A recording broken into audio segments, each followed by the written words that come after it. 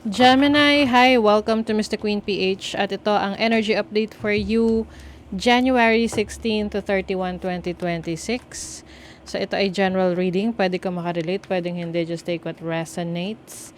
And just a reminder, ito lang yung account ko. Hindi po ako magme-message sa inyo or magpo-follow sa inyo to offer services. So mag-ingat sa mga fake accounts na nagpapanggap na Mr. Queen PH. Yan po ay mga scammers. Okay? Check the profile bago kayo makipag-transact. Okay? So, let's begin. Gemini, what's the energy? Second half ng January. Uy, wow. Oh, may in love. Unconditional love. Ang love naman, hindi lang to para sa romantic relationship. This can be love for your family, for your child, to your parents. So, ngayon, makaka-experience kayo ng unconditional love. Pwede ring love to sa sarili mo. Na this time, sarili mo naman ang mamahalin mo. Uy, may surprise. Merong unexpected na blessings coming in para sa inyo. Tingnan natin ano tong blessings na to. In what area tong surprise na to? 11th house. Okay, wow. 11th house is the house of gains. Oh, makes sense Uranus. Tapos Libra in the 11th house. Kung meron kayong mga court cases, no? Pwedeng kayo ang mananalo, magiging mabilis ang takbo ng kaso na yan at sa inyo ang huling halakhak. Kayo ang magwawagi. Yung iba naman, this is about pwedeng meron kang makukuha na kumbaga ito yung resulta ng mga pinaghirapan mo tapos hindi mo ina-expect na ito ay sobra-sobra. Parang sobra-sobra sa inaasahan mo. 'Di ba? Ganda. Ending. Merong ending, parang may i-let go ka, something that is no longer serving your highest good.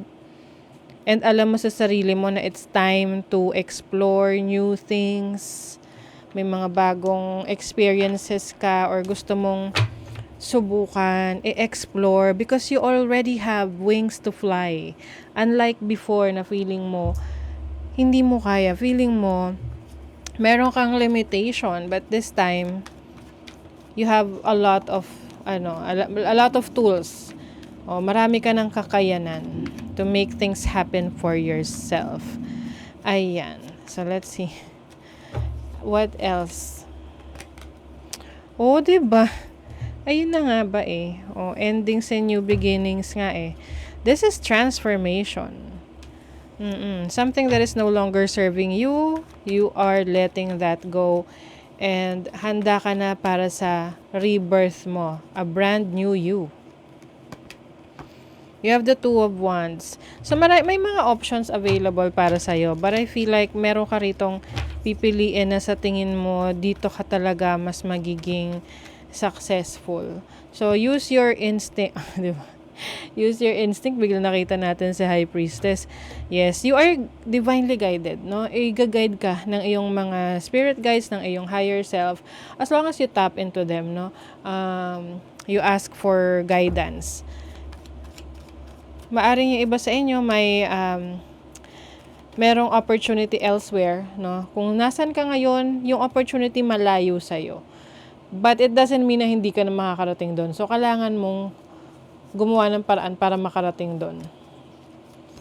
Kasi nandun ang growth kapag merong change. 'Di ba? You have the King of Swords. So, meron ka ng sapat na knowledge, kaalaman, abilities to make things happen para sa sarili mo. And at the same time, strategic ka rin sa mga galaw mo, sa mga actions na gagawin mo. Pag-iisipan mo siya.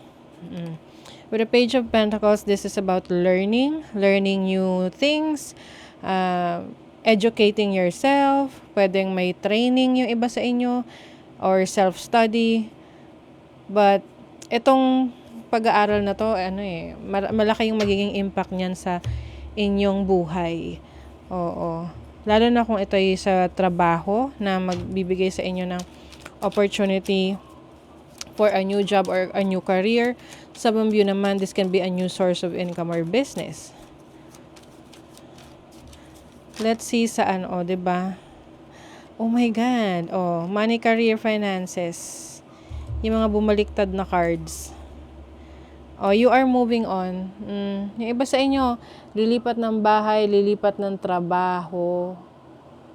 Ayan. Ba't ayaw niya mag-ano? Okay, anyway. Moving on. Beginning. So, ayun nga, merong kang iiwanan na situation. Some of you, ang energy nito is yung parang mag-a-abroad ka. So, syempre, pag mag-a-abroad ka, iwanan mo yung family mo. 'Di ba? May ending, may separation, pero it doesn't mean na hindi mo na sila babalikan, 'di ba? Kumbaga, kailangan lang may mga sacrifices lang. Oh. May adventure ka kasi na gagawin. Oh. Ngayon, nagdedesisyon ka. What you want. Ah, okay. Wala makakapigil sa'yo dito. Kasi gusto mo eh. Basta gusto mo, wala makakapigil.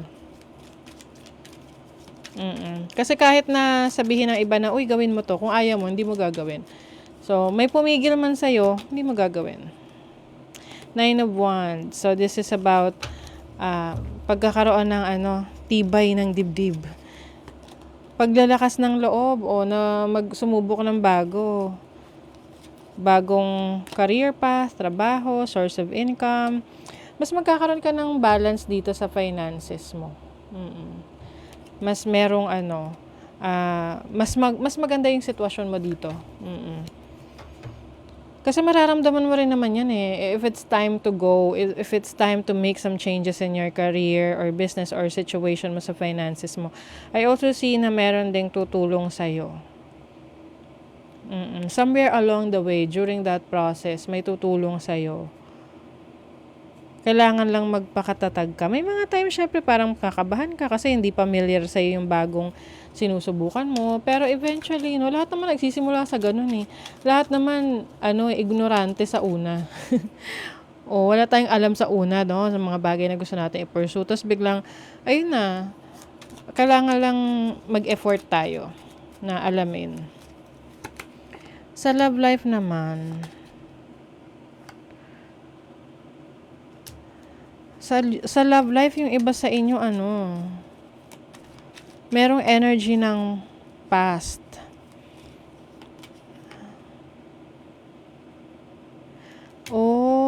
Meron ditong feeling niya, lumalayo ka na sa kanya. Kumbaga, hindi ka na niya ma-reach. Parang feeling niya, it's either nanlalamig na ka na sa kanya or pwede rin vice versa. Merong person sa buhay mo romantically connected sa'yo na feeling mo, hindi ka na interesado sa kanya or siya yung wala nang interest sa'yo. Kasi parang may gusto ng ibang i-explore. Feel like medyo heavy na yung connection, yung relationship ninyo.